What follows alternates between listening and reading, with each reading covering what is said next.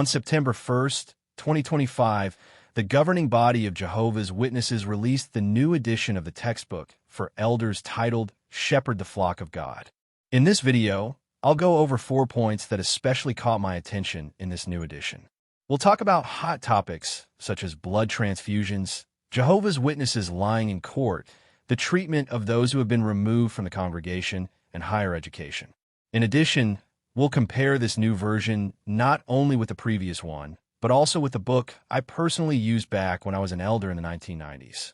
Stay with me until the end, because you won't just get an inside look at Jehovah's Witnesses' religion from within, but you'll also broaden your perspective on how this organization has handled certain sensitive matters over the years. I can assure you, more than one thing will surprise you. Before we begin, if you're new here, let me tell you that the voice you'll hear has been generated with artificial intelligence. However, the content doesn't come from an automated system. It has been written entirely by the creator of this channel. You can call me Nowachi. Let's start with what might be generating the most buzz, the subject of higher education.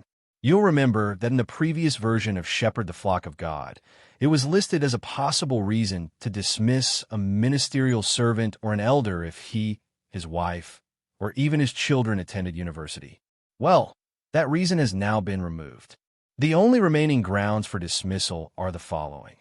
If a family member commits a serious sin, if he allows an adult relative who has been removed from the congregation or has disassociated to live in his home, if he supports the marriage of a baptized Christian to someone unbaptized, if a serious past sin comes to light that was never addressed, if he views pornography, if he declares bankruptcy, or if he unilaterally breaks off an engagement. So we can fairly safely assume that Uncle Splain's statement in Governing Body Update number 5 was precisely intended to prepare the ground for this change, which actually is significant. In the coming days, I'll reveal a detail related to this matter that, in my view, has gone largely unnoticed.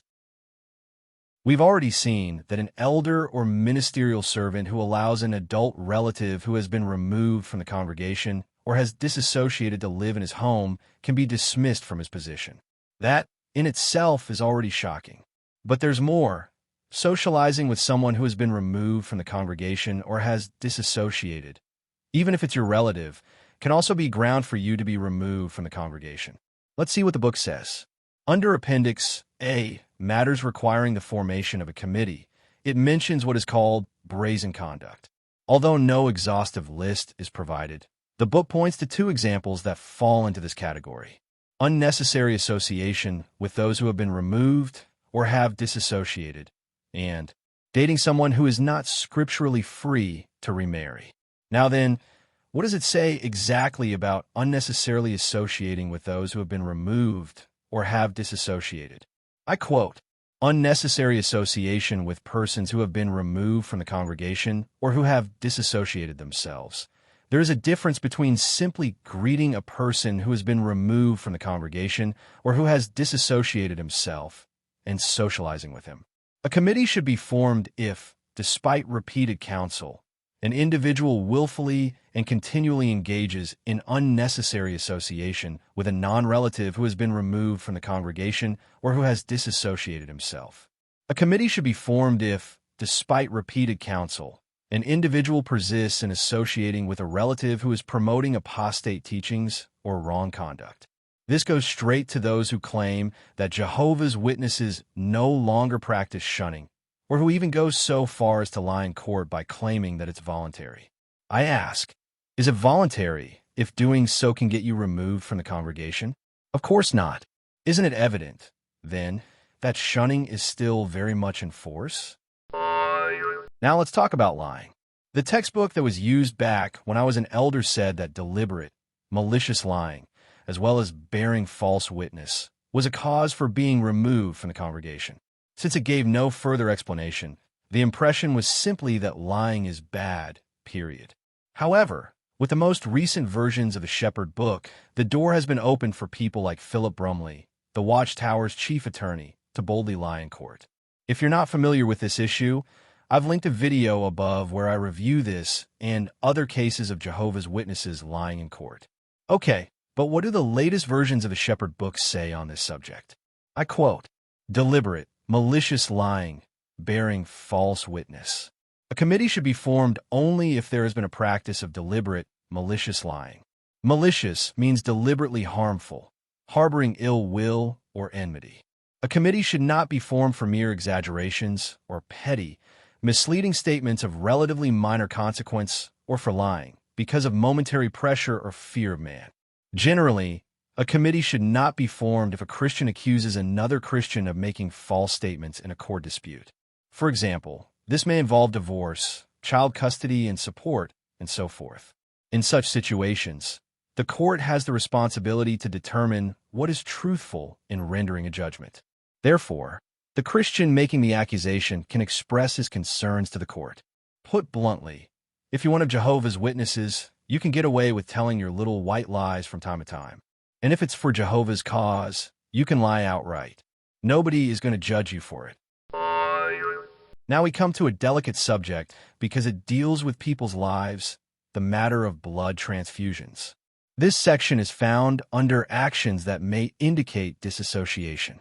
It begins by defining disassociation as an action taken by a baptized publisher who no longer wants to be one of Jehovah's Witnesses. To make it clear, the difference between disassociation and being removed from the congregation is that in disassociation, the person leaves on his own, whereas in being removed, as the term itself indicates, it is the elders who expel him. The actions mentioned as indicators of disassociation are the following: indicating a firm decision to no longer be known as one of Jehovah's Witnesses, which is how I personally left the organization, joining another religious organization, taking a course that violates Christian neutrality. But the one that stood out to me the most was this one, which I skipped on purpose: willingly and unrepentantly accepting blood. In the book Pay Attention to Yourselves and to All the Flock, which was the equivalent of shepherd back when I was an elder, accepting blood appeared in the list of causes for being removed from the congregation. That's how it was phrased then. It was not connected with disassociation. Now, let's put ourselves for a moment in the shoes of a Jehovah's Witness. What would lead him to accept a blood transfusion? Perhaps the fear of dying, or, if it's about a loved one, not wanting to lose them. But it's very unlikely that anyone would do it as a way of declaring that they no longer want to be one of Jehovah's Witnesses. And if, as the paragraph says, the person does not repent, that means he justifies his action.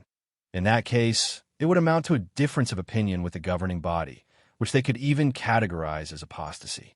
In short, it makes no sense at all to list this as a cause of disassociation.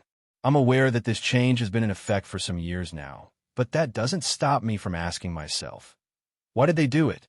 The answer is obvious. The same reason they do many other things: public image. Think for a moment about a newspaper headline: excommunicated from his religion for not letting his child die. How do you avoid something like that? Very simple. No judicial committee is convened. They just say he left on his own. Could there also be legal reasons behind this strategy? Very likely.